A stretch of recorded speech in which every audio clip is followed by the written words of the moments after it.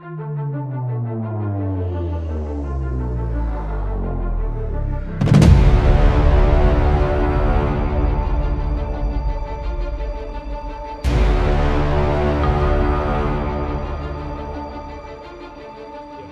bukan kejahatan tapi dipaksa menjadi sebuah kejahatan. Dakwah yang hakikatnya kewajiban syariat, nah, dipahami oleh rejim ini sebagai kejahatan. Modusnya bisa dianggap hoax, kebencian berpusat berdasarkan sara, bahkan sampai teroris. Nah, gitu. Nah, untuk masalah ekonomi, jadi faktor utama ekonomi itu kan sebenarnya modal ya, dan modal yang paling alami itu adalah modal yang disediakan oleh Allah Subhanahu wa taala melalui kekayaan sumber daya alam yang melimpah.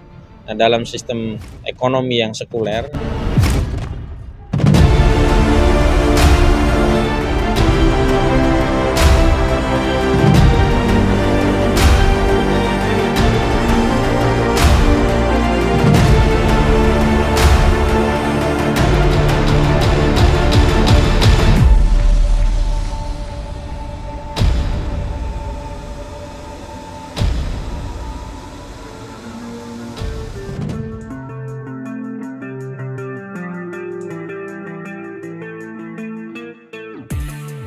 Assalamualaikum warahmatullahi wabarakatuh.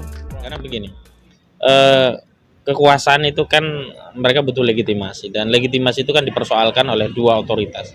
Pertama otoritas partai politik, yang kedua otoritas gerakan politik keumatan. Nah, kalau partai politik itu kritiknya bisa diselesaikan dengan pembungkaman melalui komitmen koalisi, bagi-bagi kursi. Kita tahu Gerindra tadinya oposisi, begitu selesai dikasih 2 menteri selesai. Nah, tapi kalau untuk ulama ini kan mereka bersuara bukan karena minta jatah ya, bukan minta bagian kursi kekuasaan, tapi karena perintah agama.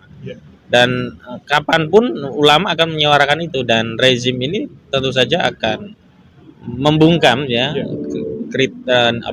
muhasabah atau kritikan ulama tadi, karena itu berpotensi menggerus legitimasi atau kepercayaan masyarakat terhadap kekuasaannya.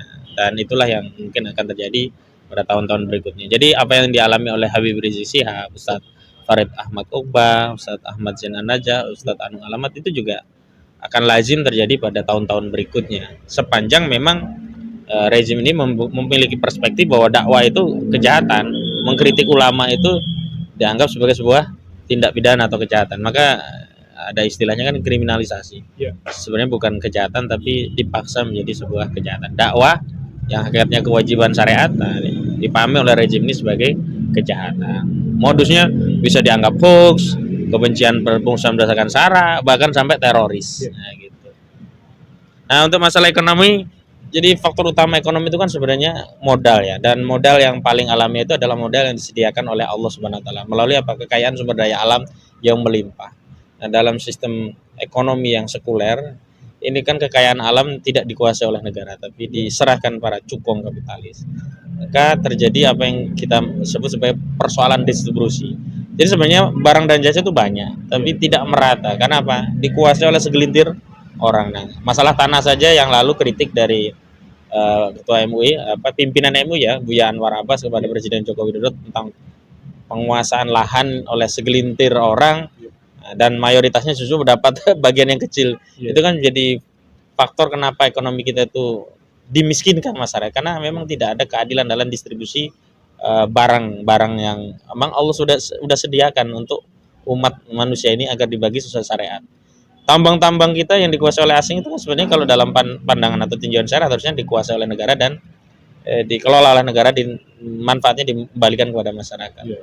Dan corak pengelolaan seperti itu juga akan terjadi pada tahun-tahun berikutnya gitu. Jadi ya kekuatan asing-asing, para kapitalis ya, korporasi yang menguasai seluruh sumber-sumber ekonomi yang paling penting itu yang menyebabkan pemiskinan masyarakat secara terstruktur gitu.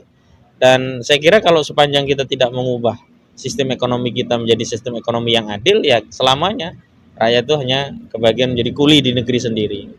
Sistem ekonomi yang adil itu adalah sistem ekonomi yang mampu menjamin terdistribusinya barang harta di tengah manusia secara adil dan merata. Dan itu hanya ada pada sistem ekonomi Islam. Karena dalam Islam kepemilikan dibagi dalam kepemilikan individu, kepemilikan umum, dan kepemilikan negara. Nah, di dalam konteks barang itu menjadi kepemilikan umum, maka individu tidak boleh menguasai barang tadi meskipun dia punya modal banyak. barang-barang seperti tambang, batu bara, minyak, gas, emas, intan. Nah, itu semuanya terlarang bagi individu. Karena kalau individu yang menguasai atau korporasi, maka dia akan mengambil hak masyarakat dan itu terjadi kezaliman. Dan disitulah terjadi distribusi ekonomi yang tidak merata. Akhirnya apa? Barang-barang yang disediakan Allah Subhanahu wa taala untuk umat manusia akhirnya dikuasai oleh segelintir orang.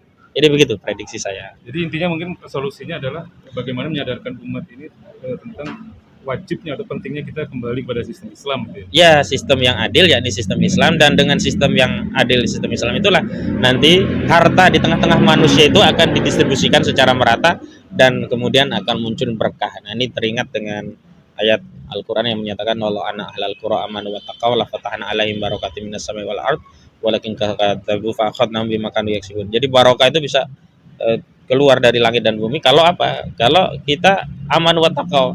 Orang yang beriman dan bertakwa itu apa? Yang menerapkan Islam, termasuk sistem ekonomi Islam. Baru berkah. Kalau tidak diterapkan Islam, nggak akan berkah, tetap tertindas begitu.